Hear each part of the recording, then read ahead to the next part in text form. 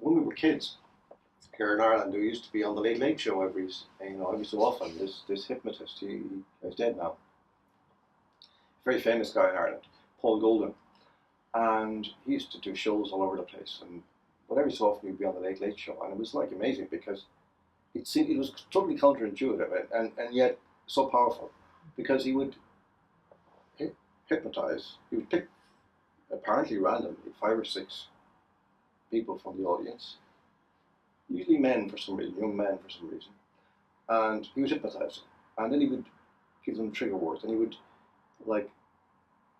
they would be sitting there laughing on themselves, and he would say like rhubarb, and they would suddenly start running crazily around the place looking for leprechauns or doing something like that, whatever he had told them to do.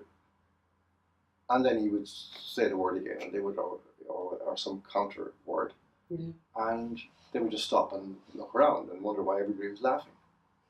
And the word repeal has the same effect on young people. You can see, like, particularly young women seem to be like hysterical a lot of the time around this question, and it has been sort of uploaded with so many potent pejorative ideas about Ireland, patriarchy and priests and all this kind of stuff, that all the anger is all easily marshalled by this word, repeal.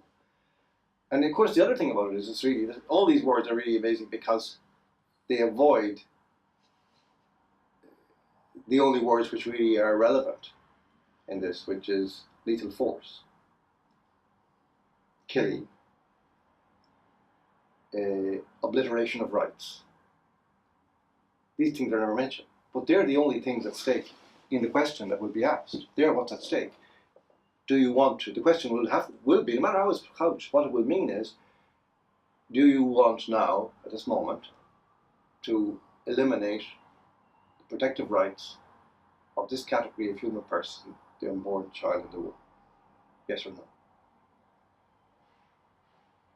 Are you prepared to allow the franchising of lethal force against this person, this unborn child, to occur in your name and at your expense? Yes or no? These are the questions. But we talk about abortion care, or we talk about, regulation for termination of pregnancies. All pregnancies are terminated at one point or another. Usually they are terminated by birth. Like, it's in complete, all of these is language of evasion, and this has been the history of abortion in the world. I don't think there is a single jurisdiction in the world that has brought in abortion stating what it actually is. Usually, and this is now the first time in our history, though, that the people are going to vote for this. No, first time in the history of the world, as far as we know, where the people have been asked this question: Are you prepared to actually dispense with these rights and allow for lethal force? The Americans never did that because they brought in, the Supreme Court brought it in, and they brought it in a very sly and underhanded way as a right to privacy.